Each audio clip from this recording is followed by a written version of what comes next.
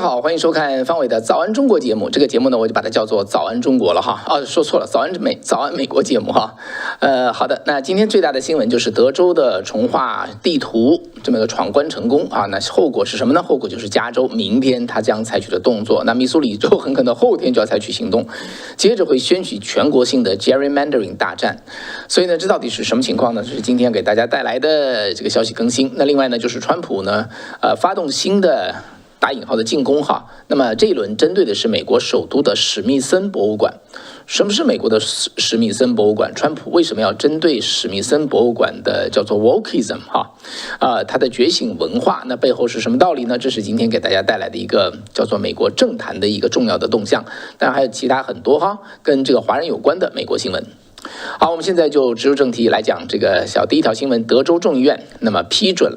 昨天批准了新的国会的地图，那么帮助共和党中期选举增加5个议席。我们再回顾一下哈，我说了好多遍了，再简单回顾一下这个故事的脉络。在上个月的7月21号，德州州长阿伯特宣布成立特别的立法会议哈，为期1个月。他的特别立法会议每次只能1个月，那么来主要重划德州选区，希望能够再挤出5个共和党的议席。那么到8月3号呢，就是占少数的德州州众议院的民主党人就在全院表决之前呢，就宣布集体逃离德州。那么目的就是为了让德州众议院的投票人数没有办法达到法定的人数，也就是2/3，也就是100人。但我们说了，德州众议院就发布了逮捕令，但是也没有去抓人啊，因为这个抓人是不现实的哈。但是呢，这些出走的众议员呢，在本周一就返回了。为什么？因为到本周二的话呢，那么那个特别立法会议就过期了。那在他们看来，这是我们已经抵抗到一定程度，这是我们的一个政治胜利。于是他们就回来了。回来了之后呢，那德州州长马上在星期二继续宣布，我们来第2个特别这个立法会议。所以呢，那这个时候呢，回来有52个人回来，那么共和党有88个人，加在一起就是150人了哈，对不对？130人，就远远超过法定人数100人啊。所以呢，虽然还缺10个人到场，但是呢，这个是投票投下来就是88对52。也就通过了这个选举地图哈，也就是说呢，将重新去画地图，把5个民主党的议席给划掉，就让他选不出来。那川普总统呢，在真相社媒上就发帖哈，就说直呼伟大的德克萨斯州大获全胜。那么是大获全胜吗？那可以说是啊，但是呢，接着就是反正这个作用力跟反作用力吧。那么加州呢，这3天正在通过加州的这个叫做众议院的立法，那么明天将预期会通过纽森会签字，干嘛嘞？就是说启动11月4号的全民公投。这个全民公投就是要修改加州的宪法，停止那么在加州划选区的这么一个叫做独立公民选举委员会，停止它5年的运作，让这个重划选区地图的这个权利重新回到加州的州众议院，也就是民主党所掌控的州众议院。他们其实不是说要如何重划地图啊，它地图已经画出来了，已经画好一张地图哈。这张地图就是说，我们全民公投就是让这张地图能够不是过关了，就是授权加州州众议院的多数党，也就是民主党来通过这张地图。这个结果就是呢，在加州减少5个共和党的议席，所以一正一负之间呢，就会让德州的做的事儿归零哈。那加州呢，我说一下这个加州的目前的这个情形啊。加州其实在过去几10年内呢，不断的 gerrymandering 哈，2党都做这样的事情。那么来到2008年，当时的民间就觉得很不像话哈，就是你们这些个民选议员自己给自己画地图，这就是利益冲突。于是呢，就提出说，任何党都不能画地图，我们民间第3方来画。当时的州长是共和党州长施瓦辛格，就是那个动作明星哈，动作影星施瓦辛格，在他的推动之下，在民间团体的推动之下，当年是50.9%对49.1%啊，微弱0.9%的优势通过了这个叫做当时的一个法案。那么这个法案呢，就是修改宪法哈，让一个独立的公民委员会来画地图。他们画地图呢，就是要求地理要集中啊，要连续，不能画的奇形怪状的哈。最后只是为了赢。那加州就做了这个事情，其实是全国范围内的一个带了个好头哈。等于是把这个利益冲突问题解决哈，不能让民选官员自己画自己的地图。那结果呢，就还被多个州抄作业哈，都说那我们也来这么做哈。但是呢，这么好的一个例子，居然在明天纽森州长将把它废掉。起码他说要废5年，废到2030年，这个独立委员会再重新再启动。但这5年之内呢，加州选民要同意我们这个州众议院直接来自己画地图。所以呢，既然这么做来而不往非礼也美国中部的密苏里州就说，那我们也来那我们也来。那当然了，接着这个共和党的民主党的州也会来，共和党的州也会来。那川普表示说，佛罗里达州、印第安纳州和其他的共和党州正在努力干同样的事情。那民主党当然也会干同样的事情那几乎接着我们看到全国的叫拼图大战，不可避免的将完全展开。除此之外这个川普总统呢，继续为共和党如何扩大国会的优势支招。他就说邮寄选票是一个欺诈的骗局。他呼吁在全国范围内呢，结束这个邮递选票，回归更加便宜数票数更快的纸本的选票。那川普在真相社媒中写到说，如果我们做到这2点一个是重划选区，一个是叫做邮寄选票，我们将多赢得100个席位所以美国扭曲的政治游戏将彻底结束。是不是这样呢？稍微有些夸张但不管怎么说，我们就看到美国关于选举的多个战场现在已经开战了。所以今天晚上我会专门出一个节目来讲清楚这个 gerrymandering 的对美国的前后的影响，以及说往下会发生什么事情所以新的观众朋友呢，记得能够订阅一下这个方伟时间看方伟时间学美国常识这是我们的口号，好吗？这样的话就是不会错过今天晚上的节目通知订阅点击一个订阅就可以了。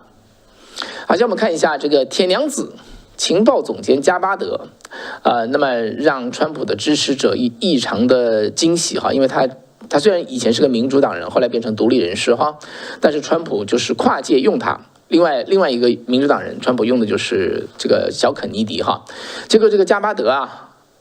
敢做敢当动作非常迅速，所以这个上个月就揭露出2016年到2019年之间的通俄门的内幕，真的可能导致奥巴马内阁多位阁员可能面临司法部的调查，甚至于可能的起诉。那在前天呢，这个加巴德拔掉了37位这个情报官员的保密级别，不允许他们再接触国家机密。那么昨天更加宣布说，自己的机构国家情报总监办公室启动全面性重组计划，将裁掉将近1半的员工。那加巴德就发表声明说，在过去的20年内呢，国家情报总监办公室已经变得臃肿和低效而情报界呢，通过情报泄露自己被武器化，被政治武器化。他的意思就是，加巴德指出说，必须进行重大改革来履行我们对美国人民的责任。他说，这个改革之后呢，将成为一个更加精简、更加快速、更加敏锐的重新聚焦与整合情报界的机构，来维持情报技术的标准，并且向总统和决策者提供及时和不带偏见的情报。这个国家情报总监办公室是2005年成立的当时是因为911事件之后那反恐方面的情报要求，就是那时候是小布什整合了美国18家情报机构，最后设立一个情报总监办公室就是互相之间这18家就不要经常互相冲突打架这个叫做叠床架屋，是不是要有一个整合的地方所以呢，这是2005年国家情报总监办公室成立以来最大规模的一个改革。那加巴德呢，在今年2月份就任情报总监以来呢，已经裁了大概500个员工了让这个机构的规模已经缩小了30%。那新宣布的计划将让这个裁员的比例提升到接近50%。那这个动作同时也是响应川普的叫做缩减联邦政府的规模为国家省钱。当然了，这个 MAGA 的支持者就说，加巴德在清除叫 Deep State， 是因为在美国很多的这个每次选举选上去的只是各个部门的头整个部门的身子这都是叫做职业官员，叫 career bureaucrats， 就是不论是哪个政党赢，他都是在那个地方。那这些 career bureaucrats 叫做职业官僚职业官员，本来是为了维持政府的运作的稳定性，这确实是这样的，熟悉嘛，对吧？一直在那儿说这个换了头脑，这个专业的团队不变。但他有另外一个问题，就是说呢，如果他们盘根错节，结成板块，最后开始谋取私利或者倒向哪一方势力，你拿他也没有办法。这就是川普政府现在做的事情，他们在拿他们动刀子哈，基本上就是连砍带削的，把他们全部把人换掉，就这个意思。加巴德这里再跟大家说一下，加巴德现年才44岁哈，他是夏威夷人，对，他是那个叫做太平洋裔人和这个欧洲人的这个血统的后代。那他自己是信仰印度教啊，22岁的时候很年轻的时候就加入了夏威夷陆军的国民警卫队。那么2次在海外服役，一次是在伊拉克担任野战医疗兵啊，在那个地方他就获颁了叫做同心勋章 Bronze Star Medal。那么后来再去科威特担任军事警察，也获得多枚的服务和嘉奖勋章。在2015年呢，他被晋升为 Major 少校。那么他今天呢，他仍然是美国陆军预备役的军官啊，累计在陆军和国民警卫队服役超过20年。他也是第一位现役美国军官，同时当选美国国会议员。当时是民主党，来自夏威夷的民主党的国会议员哈。大家知道夏威夷人口很少，夏威夷只有1个国会议员，所以呢，夏威夷有2个参议员，只有1个众议员啊，所以等于是夏威夷唯一的国会议员被他抢下来哈，各个众议员被他抢下来。在2020年，他更加是参加民主党的总统初选，在辩论中呢，因为跟这个贺锦丽在讲台上冲突他的就是口非常快，反应非常快，首次引发全球瞩目。那再到后来呢，他就跟民主党掰掉了啊，变成独立选民。后来呢，加盟川普团队啊，川普就叫做破格录用，任命他作为国家情报总监。总而言之吧，就是年轻有为而且干事情非常的这个干练。这是一个美国的这个现役的女军官呢，但是虽然是预备役也严格的说就是现役的女军官，果然是不同凡响。怎么样？你对加巴德什么印象？你给他打几分？0到10分，你给加巴德打几分？大家可以留个言0到10分打几分？看我们的观众对加巴德认同度如何。下面一个消息讲的是这个川普瞄准华盛顿 DC 的史密森尼这个博物馆。什么叫史密森尼博物馆？大家知道你去 DC 玩的时候在这个 DC 的最中央，它的东部就是美国国会西部就是林肯纪念堂，那中间呢就是叫做华盛顿纪念碑然后在华盛顿纪念碑和这个叫做国会之间，那么很大一个地方就是一个叫做 National Mall， 叫做国家广场。国家广场边上呢就是21个叫做史密森尼博物馆。OK， 这博物馆呢是免费的是国家的博物馆，这个经费都是国家拨款，绝大多数都是国家出钱的，进去是不花钱的，这等于是这个国家最好的博物馆就罗列在这个地方，而且不花钱。所以呢，去 DC 的人没有不去的我刚到美国的时候，我在19几年，可能92年我就去这个地方，哇，看得真的很爽几乎要看1-2天才看得完。好，那么现在呢，川普今天在这个叫做真相社媒，昨天在真相社媒上发文说美国的史密森博物馆已经成为觉醒文化的最后的阵地，他希望用处理高等教育机构中的觉醒文化的方式来解决这个博物馆的问题。什么意思川普总统举例说，史密森尼博物馆呢已经是失控了，在那里所讨论的一切，他意思就是说所呈现的一切都是我们的国家有多么可怕，我们的奴隶制有多么的糟糕，我们的受压迫的人民如何一事无成任何关于美国成功、光明和未来的叙事都没有所以这里确实存在一个问题美国这个国家在过去200年来，你如何去描绘它？你怎么记录它？你是认为这个国家走过黑暗，废除奴隶制，让女性得到平等，女性这个率先成为选举人，美国越来越走向自由和平等和开明？你是这么看呢？还是美国呢一直是黑暗，问题多多，无法解决？这是2种不同的描述方法那史密森尼博物馆呢，基本上描述的就是后者。所以我们在这里给我们的观众做一个民调，好不好？美国在过去200年内呢，人民的权利是越来越好，还是越来越糟第一个选项就是好，第二个选项就是糟，第三个选项就是不知道大家可以写一下写个好，写个糟，或者写个不知道都可以。好，那么川普说，政府不会允许这种情况再继续下去。他说，我已经指示法律专家对博物馆的觉醒文化进行审查，到底有哪些问题那么同样的审查程序呢，已经率先在大学和这个实施，并且取得巨大的进展。川普总统说，我们不能被觉醒文化所渗透，因为这个觉醒文化就是破坏。我们是世界上最受瞩目的国家，我们希望人们谈论它的伟大，包括在我们的博物馆里听到关于美国伟大的故事。川普这个事儿，大家有什么印象其实说实话，我有发言权，因为我带着美国建国之旅我带了5轮建国之旅。那么在一路上看到很多博物馆呐，我觉得天哪，他们就在那儿，反正讲了很多东西，我不是很认同哈。包括在国会大厅，你知道国会大厅国会有个大厅，英雄大厅，每个州送2个人进去哈，这都是这个州最值得骄傲的英雄人物在那里。结果那个导游是个白人嘛，一个白人女孩，他就看到我们是个亚洲团体嘛，他说你们看到没有，在这个大厅里头没有亚裔哈，所以对你们不公平，他意思就是对你们不公平的意思。听完之后呢，我就找他，我说 Thank you for considering for Asian American 哈，谢谢你们为我们亚裔华人考虑。但是呢，他说我跟他讲，我说我们亚裔对于美国的建国，我们并没有什么直接的贡献。也许我们将来可以有我们的英雄人物进到这个大厅，但是目前没有，我们也不会介意。我也希望你不要因为这个叫做种族平等来扭曲历史。我说有一个政权最喜欢扭曲历史，就是我来自于的中国。为了今天的政治正确，会编造历史、扭曲历史，拿今天的标准去要求历史的过去，这是其实是一件荒唐的事情。他当时听得呆掉了，你知道？他说：“哈，居然有人这么跟他说话。”他接着说：“就是我要说什么，我还是要说什么。”我说 ：“Yeah, of course。”我说：“我尊重你啊，我只是跟你讲我的想法而已啊。”所以就这么个情况。大家知道这是国会大厅的导游啊。所以呢，真的是现在美国的史密森尼加上国会，其实美国所有的旅游景点都存在或多或少的这个叫做思想往 wokeism 这个方面这个倾向，就有点像那个批林批孔，对不对？大家知道文化大革命的时候批林批孔，你知道林是林彪孔是孔夫子孔老二，林彪跟孔老二相隔2000多年，有半毛钱关系吗？怎么会弄到一起来批林批孔呢？原因就是因为都是违反了这个在文化大革命的时候的这政治不正确因为林彪他喜欢孔老二嘛，克己复礼嘛，喜欢孔子的这个哲学哈。因为林彪是坏蛋，把他批倒，所以林彪喜欢的一切都成了罪人所以用文化大革命的标准回头去要求孔丘、孔夫子哈，这点本身就非常的荒唐。所以呢，类似的事情也在这个美国发生吧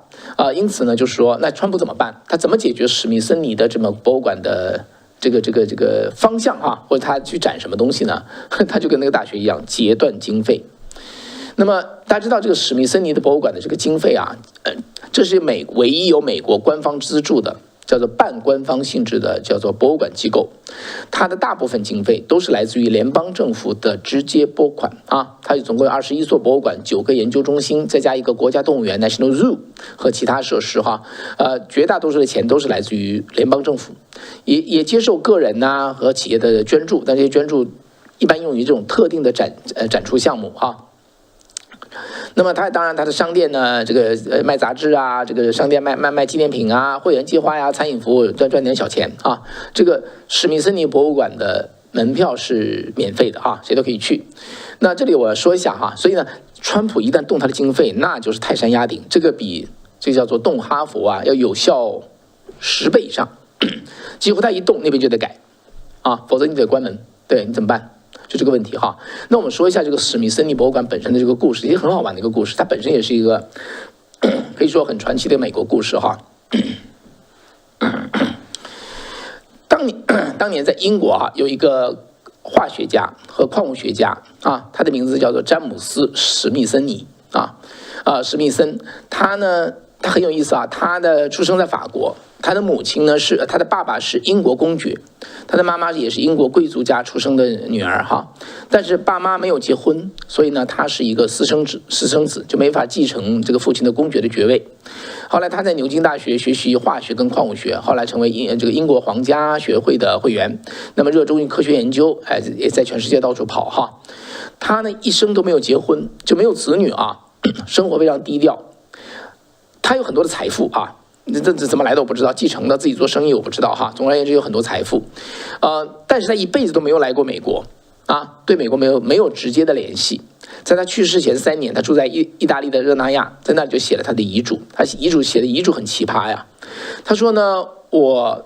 在遗嘱中把我的财产，他当时的财产有50万美元这是1829年，1829年的50万美元等于今天的几千万美元。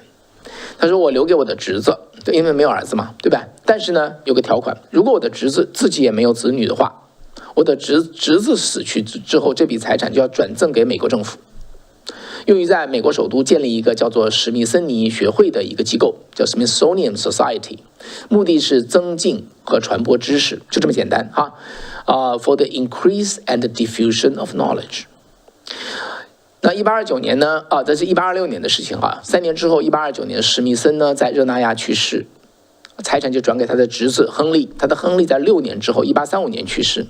也没有子女，因此根据遗嘱呢，所有他的财产都转交给美国政府。他当时财产是金币，你知道吧？金币最后怎么弄到美国来？还把它融成金块，弄到美国来。这个消息传到美国的时候，引起广泛的大家的反应就是哈，引起广泛的惊讶啊，因为这个史密森先生哈。这个英国的这位科学家跟这个富翁跟美国没有任何明显的联系，所以美国国会花了好几年时间去讨论呢。我们怎么用这笔钱？这个飞来横财啊！那么一些国会议员就认为说应该创建一所大学，那另外一边呢就提议说建立一个博物馆，还有说建立一个图书馆。然后在1846年呢，美国国会就通过法案呢，正式成立了叫史密森尼学会。那么专门用于研究教育和知识传播为目标的一个机构，那最后就变成了今天的21个博物馆和9个研究机构。所以史密森呢，詹姆斯·史密森为什么把他的巨额的财产留给一个他从来没有去过的国家？那据说你去问 AI 的话，仍然是历史之谜。那么一个可能性就是他对英国的不满哈，因为他作为私生子嘛，他对英国的这种严格的贵族阶级制度感到失望。那第二个呢，就是毫无疑问呢，就是他对美国的向往。那真的有一句话叫做虽不能至而心向往之啊。虽然他人在英国，对于那新兴的美国哈，他其实充满了憧憬跟向往，于是连去都没有去，把自己的财产全部捐给美国。所以今天就发展成拥有21座博物馆、9座研究中心、包括国家动物园和给全球做研究项目的庞大的机构啊。的史密森尼的名字哈，也因此成为知识跟文化传承的象征。你就说史密森博物馆本身的这个故事哈，包括这个詹姆斯·史密森本身的故事，它是不是一个代表希望的一个故事？它是不是一个美国的故事？见都没有见美国，愿意为美国付出这么多。所以呢，今天他的博物馆里头全是关于美国黑暗和美国这个叫做什么败坏的这个叫做展出内容，那合适吗？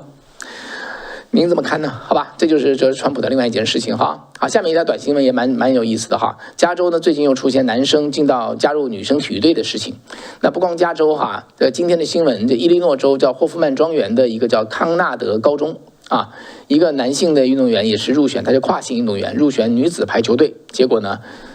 家长在211选区的校务委员会上，哇，激烈辩论哈。一个匿名的家长说，他的女儿因为没有办法进入了高中排球队，就哭得不行。原因是什么？就是另外一个男性进到了女子排球队。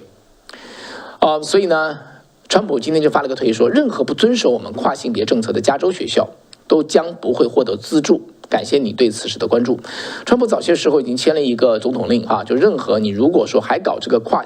性别体育运动员的话呢，我们联邦政府就不给你钱。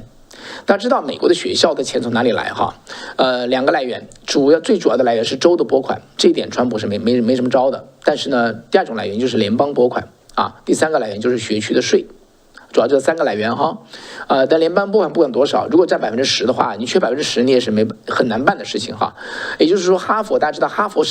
钱有多少？哈佛有530亿的这个叫做压箱底的钱哈 ，endowment fund。所以呢，联邦政府砍掉他22亿，他就已经受不了了，因为他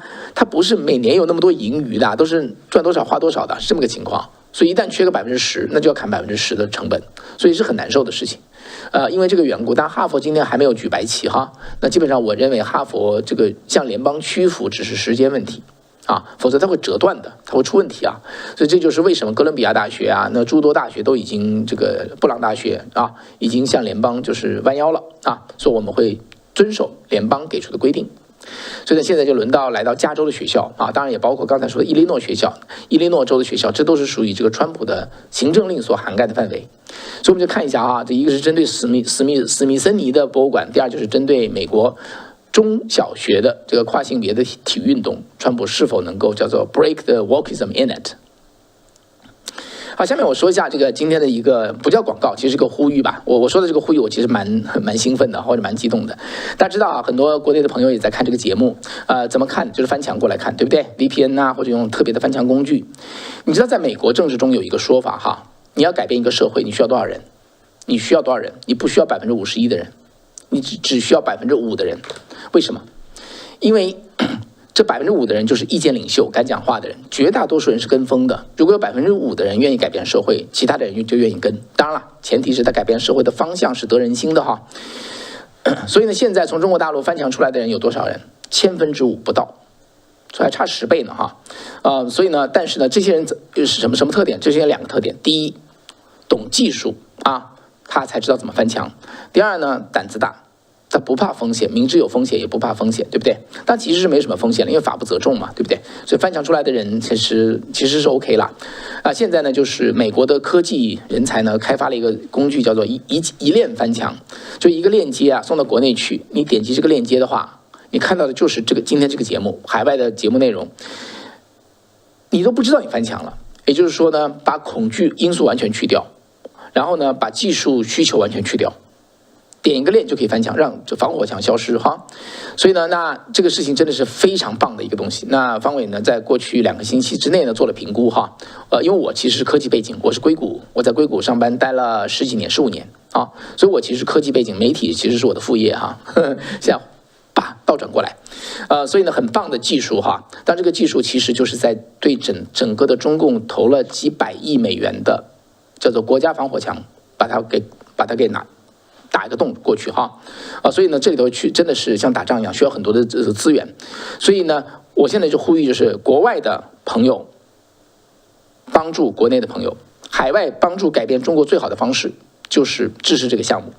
所以呢，第一轮呢，我们募款每个月募2000块钱，可以拿到100个链接哈。这第一轮已经募满了，谢谢大家，非常非常谢谢哈。我们现在在募第2个2000块。那么但凡你要捐款的话，无论是10块钱还是2000块钱都可以哈。那我们会给你送一个月报，每个月你的这个资金进去有多少人用到这个链接？因为2000块钱100个链接可以成千上万的人用哈，这里带来多少流量，有什么样的反馈会给您发报告。所以呢，是一个负责任的一个叫做翻墙的一个技术团队啊，所以呢，非常谢谢我带这个团队和代表所有中国大陆今天没有办法翻墙的朋友，谢谢我们海外的观众朋友，因为这件事情国内人没法做哈，因为它有个付费，光一个付费就会被截断，就会带有危险，所以海外自由的这个华人，我们能够在享受自由和这个叫做生活的丰裕的生活之余，我们拿出一点点资源，帮助打造一个伟大的、真正的自由的未来中国，好不好？真的是，我觉得这是功德无量的事情啊！将来我们都会为今天觉得骄傲，好吧？所以呢，我觉得这是一个值得信赖的工具，请大家能够支持，好，谢谢。好，下面讲一个这个中共叫顶风作案呢，持续跨国镇压。大家知道，这中共在2014年就启动一个东西叫做猎狐行动哈，他话说得很好，叫做追捕外逃的贪官和这个经济犯罪的嫌疑人，后来把这个纳入叫做所谓的天网行动，名声说得很好啊，但是他做的事情就是在全球范围，在各个西方主权国家，那么自己去当这个叫做警察啊，用采取心理战呐，这个恢复这个威胁国内家属的这个手段，甚至包括直接上门抓人，其实在海外你这么干就是绑架，那不叫做逮捕，那叫绑架。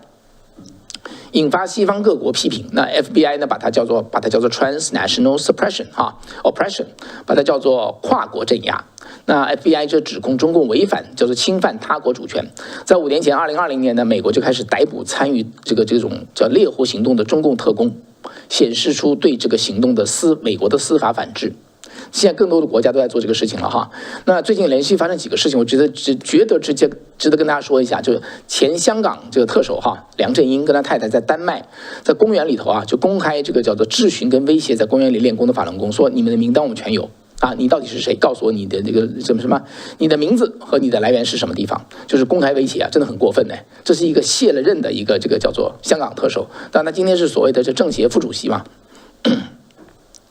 那另外呢，在马来西亚就疑似中共的警察冒充马来西亚的警方人员啊，抢夺跟收缴在公园里的法轮功的展板，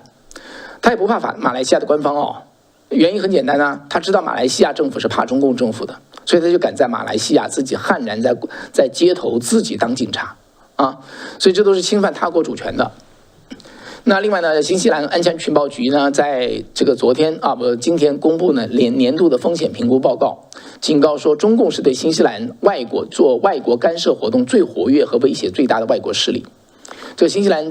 国家安全局的报告说，中共通过统战组织、跨国镇压和渗透行动，试图扩张它在新西兰的影响力，对国家安全构成长期挑战。这个局长叫做汉普顿他在声明稿中强调说，这些威胁比目前外界所认知的还要严重，我们所处的威胁环境正在恶化，直接影响我们的安全跟福祉。所以我就说我关于这个节目，我会专门做一个专题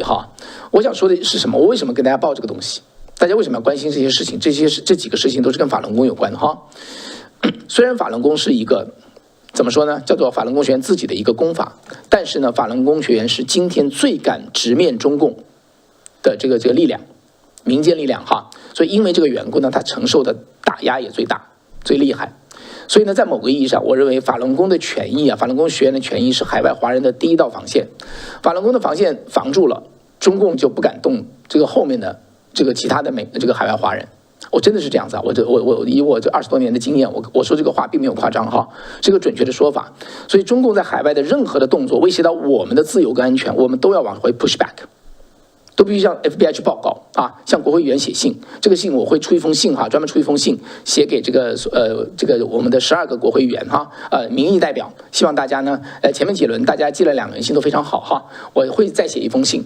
也请大家响应。这些信一封封写出去都有作用，好吗？好的，那过2天，明天我再把这个事情宣布出来好，另外今天这是以上今天的新闻。最后一个结尾有个很好玩的新闻来说一下川普昨天说了一句很奇葩的话，他在8月19号接受，不是昨天前天周二接受采访的时候，他说如果结束俄乌战争，我可以每周救7000个人免于被杀。他说我认为这是一件非常好的事情，我想这样做可能的话呢，我可能因此而上天堂。大家听完之后有点面面相觑这什么情况？白宫发言人莱维特别强调说，川普说这话是真的。大家知道我以前在节目中一再跟大家讲，川普力主俄乌和谈的动机是什么？是政治利益吗？是经济利益吗？我一直说没有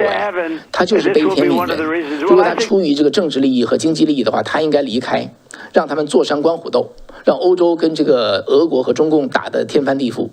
双方消耗殆尽，美国坐收渔人之利。但是呢，川普没有川普一直想方设法的要停战，就是一个原因，就是悲天悯人，不想死人。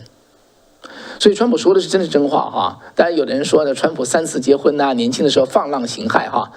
其实没有那么严重川普这个人一辈子做人基本规矩但你不能说他年轻的时候是什么圣人，但是基本规矩。他会说瞎话在过程中为了经商跟女生在一起玩也很常见。但我说不是那种玩，不是那种很恶劣的玩就是打交道。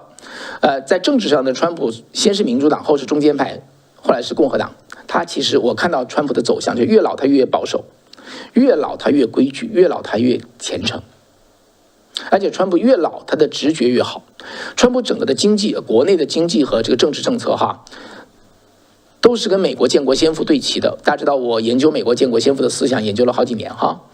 为什么他对齐？不是因为川普在学习美国建国先父的理论，那我是在学，他没有学是因为川普他的直觉跟自然法相合。美国的建国先父就是自然法，遵循自然法所推敲和拟定的宪法，所以呢，双方的源头是一样的，所以拿下来就正好碰在一块儿，因为源头一样。用句我们中国的古话叫上合天道就符合神的意志。所以呢，因此呢，川普的国内政策跟当初建国先父是惊人的相似他在巴特勒中枪的时候，让他醒悟说自己有责任赢得总统，因此来挽救国家跟挽救生命。所以川普呢在受访中说，有人说他做的不好批评他，但是他认为自己肩负了世界的重担他就说，如果我能去天堂，这场结束数场战争应该是原因之一。所以怎么样？你同意川普对自我的感受吗？同意写个同意好不好？也是表达一下您的意见，好吧？今天节目就说到这里，感谢大家的收看晚上呢，我会发布一个关于这个美国的叫做 Gerrymandering 全国大战即将展开的全国大战的特别节目。新的观众朋友呢，记得能够点击一个叫点击订阅，好吗？同时呢，走之前喜欢方伟节目呢，记得点个赞最后再呼吁一下翻墙项目，一键翻墙的这个项目，请大家拜托和感谢大家的捐款，我们海外的华人为中国做一些非常实质的事情，而且真的有可能触动中国的变化，我觉得多么有意义啊，是不是？又没有任何的风险。好的，谢谢大家啦，那就晚上再见喽，拜拜。